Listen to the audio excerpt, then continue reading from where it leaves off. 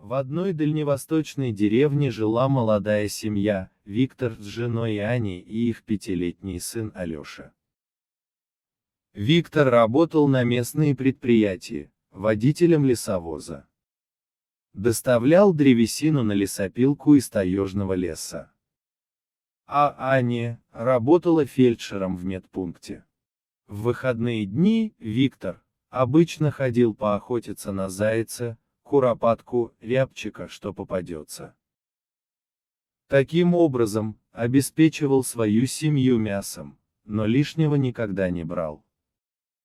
Летом ходил собирать голубику, морожку, осенью грибы, бруснику. В один из осенних дней Виктор отправился за брусникой, набрать на морс. Увлекшись сбором брусники, он и не заметил, как зашел далеко вглубь леса. Набрав брусники, Виктор уже решил возвращаться домой, в деревню. Но внезапно неподалеку услышал какой-то звук. Он прислушался и уже четко слышал, что этот звук доносился впереди от него. Это было какое-то протяжное скуление, скорее завывание. Виктор удивился и насторожился странно, похоже на волчье завывание, но почему днем? А потом подумал, а вообще-то звери иногда ведут себя непредсказуемо, так что не стоит удивляться этому. И пошел дальше, повернув в сторону деревни. Но тут же, этот странный звук усилился и уже не прекращался ни на секунду. Стал каким-то истошным и жалобным. Виктор остановился и решил, все-таки узнать, что там происходит. Хотя в душе, ему было страшновато, а вдруг, это на самом деле, волк, а может быть и не один там находится. Немного поразмыслил, а потом неспешно пошел к зарослям кустов, за которыми слышался этот звук. Виктор, осторожно, раздвинул кусты руками и обомлел от увиденного. На траве, под кустом, лежал волчонок-подросток с окровавленным, рваным ухом и глубокой зияющей раной на боку. Он лежал не двигаясь, жалобно скулил и истошно выл, будто плакал. Виктор кругом огляделся, но его сородичей не увидел и понял, что он здесь совсем один. Увидев Виктора, волчонок не зарычал, не оскалился. Он просто на мгновение замолчал, притих и только жалобно, с отчаянием, с какой-то мольбой в глазах, посмотрел на Виктора и снова заскулил. Виктор, как охотник, понимал, что волчонок эти раны, скорее всего, получил во время охоты на кабана, который оборонялся и поранил его своими клыками. Видно, еще не опытен и не рассчитал свои силы, столкнувшись с кабаном, подумал он. Оставлять здесь тебя нельзя, рана на боку очень глубока, такую рану не залижешь, как делают обычно звери. Волчонок может погибнуть. Виктор, осторожно, подошел к нему, присел на корточки, чтобы тот понял, что этот человек не хочет причинить ему вреда. Виктор протянул к нему руку, погладил его по голове, а потом снял свою куртку и положил волчонка на нее. Затем, взял его на руку, забрал корзинку с брусникой и спешно отправился домой, в деревню. Дома, он все рассказал Ане. И они решили оставить его у себя, вылечить, подкормить его, пока не наберется сил.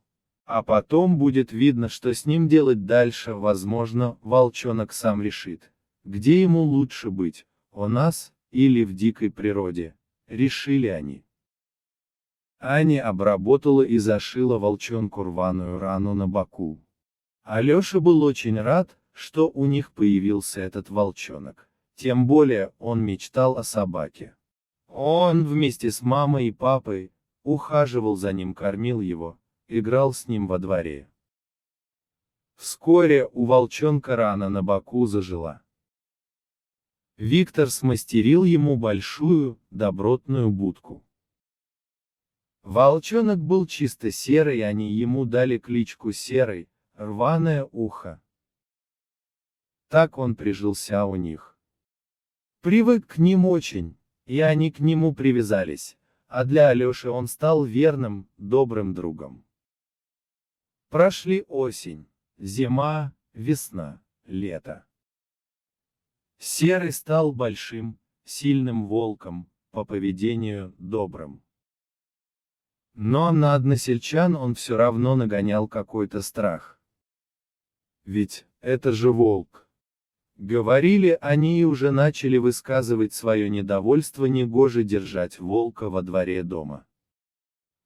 Пришлось закрыть Серого в большом вольере, который соорудил для него Виктор. Правда, на цепь Серого он не сажал. Но вскоре Серый затосковал, у него пропал аппетит, а начали стал выть на всю деревню. Виктору было неудобно перед односельчанами, за эти ночные песни, исходящие от Серого, и наконец семья, посоветовавшись друг с другом, решили отпустить волка на волю. Прошло 2 года. Виктор, как и ранее, собрался пойти поохотиться на зайца, шел по лесу, глядел по сторонам, и неожиданно угодил ногой в капкан, установленный браконьерами на крупного зверя. Благо на Викторе были толстые теплые валенки, но вскоре он обнаружил открытый перелом. Он начал думать, как ему добраться до деревни. И он принял решение ползти, тем более было не особо-то и далеко, думал он, уже наступал вечер. Виктор полз и услышал вой волков, внезапно перед ним появился волк. Виктор подумал, что это все конец, но приглядевшись, Виктор обнаружил, что у этого волка разорвано ухо. Волк подошел поближе и узнал своего бывшего хозяина. В это время подошли уже и остальные волки со стаи, вожак начал рычать на своих сородичей, не давая приблизиться к Виктору. Тем временем Виктор продолжал ползти, а волк с порванным ухом сопровождал его. В итоге Виктор дополз до своего дома, волк еще раз взглянул на Виктора, развернулся и побежал в лес. Если вам понравилось это видео, подписывайтесь и ставьте лайки.